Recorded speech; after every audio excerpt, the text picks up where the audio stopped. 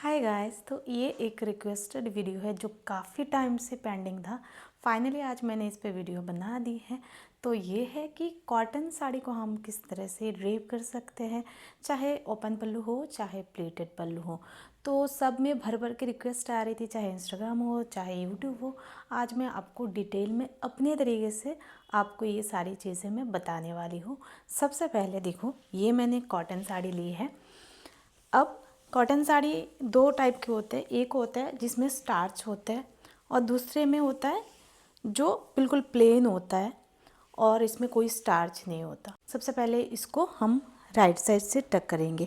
तो जब भी हम साड़ी को टक करते हैं तो आप मेक श्योर कि जो भी आप फुटवेयर पहनो, चाहे किसी भी साड़ी में हो, तो इतना लेंथ रखो कि फुटवेयर के बाद आपकी साड़ी फ्लोर हल्का सा टच करे। इससे साड़ी की लुक बहुत ही अच्छी आती है। तो इस तरह से आप साड़ी को बना लो, फिर उसे टक कर दो।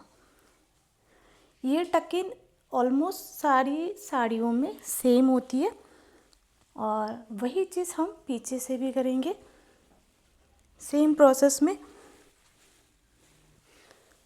यहाँ से भी हमने अच्छे से इसको टक कर लिया। अब एक चीज़, अगर आप कम से कम सेफ्टी पिन के साथ साड़ी को बनाना चाहते हो तो ये एक चीज़ आपको ध्यान रखना है। तो हम चलते हैं पल्लू पार्ट में, ठीक है। पल्लू हमने रैंडमली बना लिए। अगर हम सबसे पहले ओपन पल्लू स्टार्ट करें तो ओपन पल्लू के लिए हम क्या करेंगे, एक प्रॉपर लेंथ हम रख लेंगे ओपन पल्लू का। थोड़ा सा अगर लॉन्ग लग रहा है तो इसको हम शॉर्ट कर देंगे, ठीक है। अब इस साड़ी का जो पार्ट हम यहाँ से लेके जाते हैं इसको ऐसे लेंगे, ठीक है। ले करके हम वेस्ट पे इसको सेट करेंगे।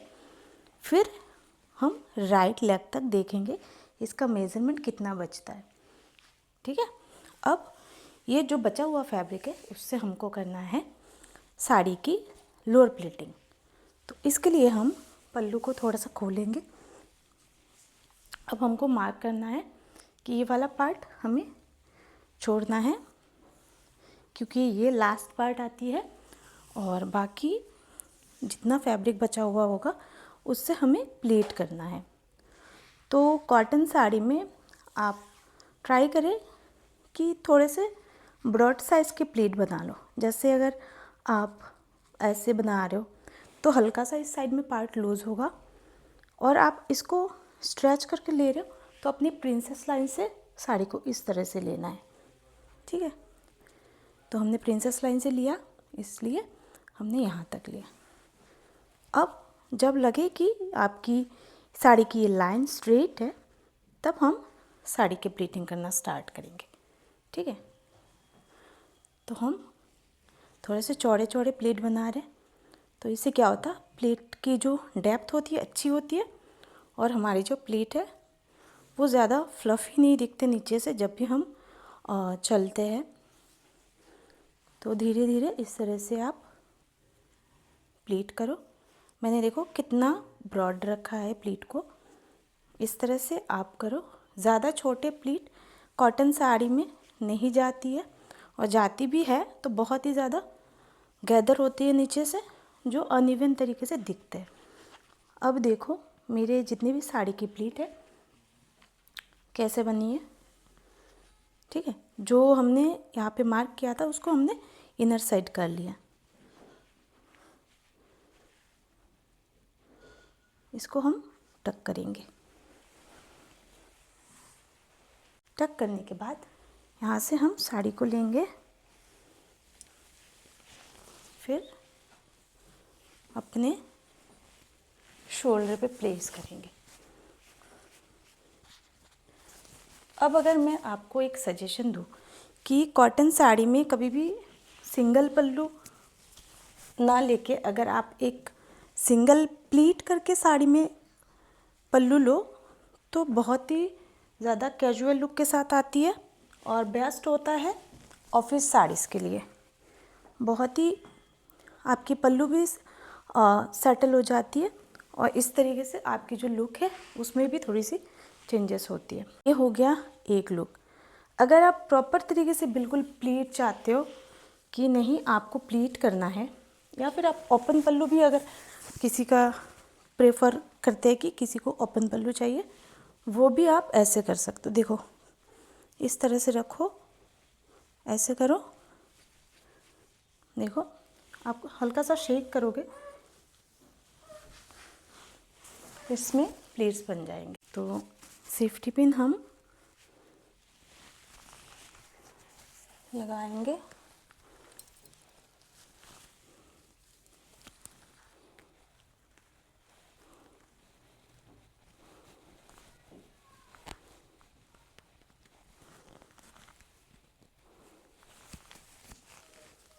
ये हो गया हमारा पहला लुक।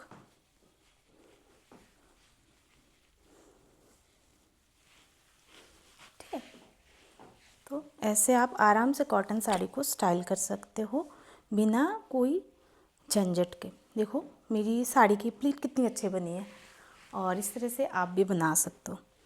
ये हो गया हमारा फर्स्ट लुक जो ओपन पल्लू के साथ आती है, क्योंकि अक्सर कोई लोग जिनको प्लीटेड पल्लू पसंद नहीं है वो ये स्टाइल कर सकते हैं आराम से। और पल्लू को आराम से आप कैरी करने के लिए यहाँ पे सेफ्टी पिन भी लगा सकते हो। मैंने यहाँ पे नहीं लगाया बिकॉज़ मुझे अभी दूसरा जो स्टाइल है वो करना है। तो ये हो गया हमारा पहला लुक। अभी सेकंड लुक में हमें साड़ी की प्लीट करनी है। प्लीट भी आप ज़्यादा छोटे मत करो कि बाद में आपको इसको अरेंज करने में प्रॉब्लम हो। तो मैं जितना कर सकती हूँ मैं उतना ही कर रही हूँ, और बाकी अगर आप इससे चौड़ी प्लीट करना चाहो तो इससे चौड़ी प्लीट भी आप कर सकते हो।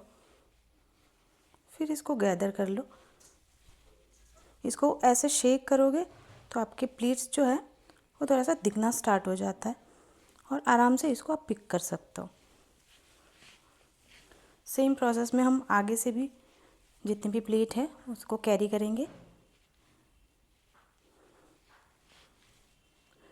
तो आपको ना फॉलो करना है कि क्रेज लाइन ऊपर से नीचे कितना आ रहा है, उसी को आपको पकड़ना है। इतना हमने बना लिया, और थोड़ा सा हम इसको बना लेते हैं, अदरवाइज़ यहाँ पे साड़ी बहुत ज़्यादा फुली रहेगी या फिर गैदर होके रहेगी जो बहुत ही अनइवन दिखेगी, और ना तो आपकी लुक अच्छी आएगी।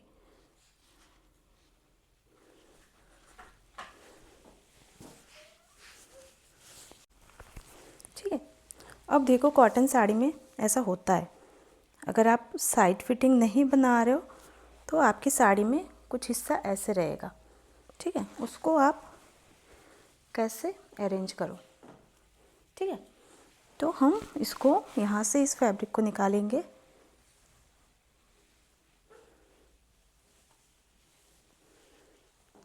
फिर इसको हल्का टाइट करेंगे क्योंकि नीचे की फैब्रिक वही है पर यहाँ थोड़ी सी ढीली है।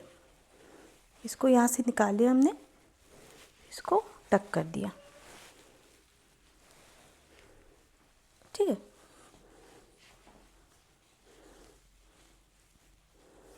ये हो गई हमारी साड़ी रेडी।